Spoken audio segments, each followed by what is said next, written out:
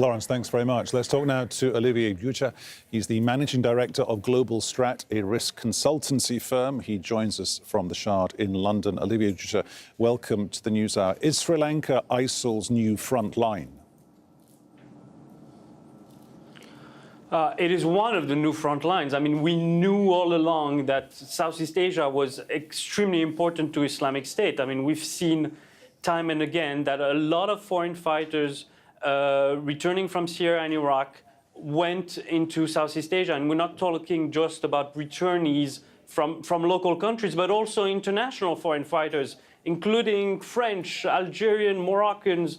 And that was extremely concerning. We had that wave of attack in Indonesia a few months back, claimed for by Islamic State. So Southeast Asia has become a focal point of interest for Islamic State because, unfortunately, there's been a lack of urgency, if you will, from some security services, and Sri Lanka is the perfect example. Are you saying there was a lack of urgency for the Sri Lankan security services, particularly if we view the question of how this came about through the prism of, does that mean that Sri Lankans went to some sort of nominal ISIL heartland? It can't have been Raqqa, that doesn't exist in that sense anymore.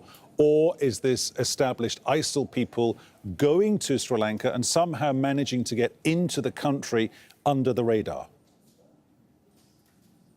So there are two things here. I mean, obviously, there's a huge local element that Sri Lankan counterterrorism forces missed, because we're talking about some of the suicide bombers that have been radicalized for years. We're talking about a radical preacher that was known to push people to extreme action. So there's here, if you will, a sense of laissez-faire from the security services. But at the same time, we know that two of the suicide bombers were returnees from Syria and Iraq. And that's where they most likely develop their skill and knowledge of pulling off such an attack. Remember, this is one of the most sophisticated attacks pulled off by any terrorist group since 9/11.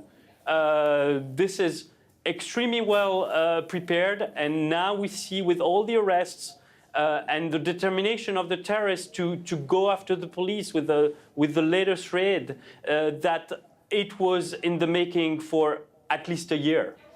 But when it comes to those suicide bombers who either volunteered to work with ISIL, if your premise is correct, or it comes to the people that they were talking to who are an established part of ISIL, how did those two groups of people manage to outsmart the Sri Lankan authorities? We're told again and again since Easter Sunday, this is a country that has high-tech equipment that can monitor people, that can track social media platform footprints and tell you who's talking to whom and when, because of the experiences they gained in the run-up to what happened in 2009.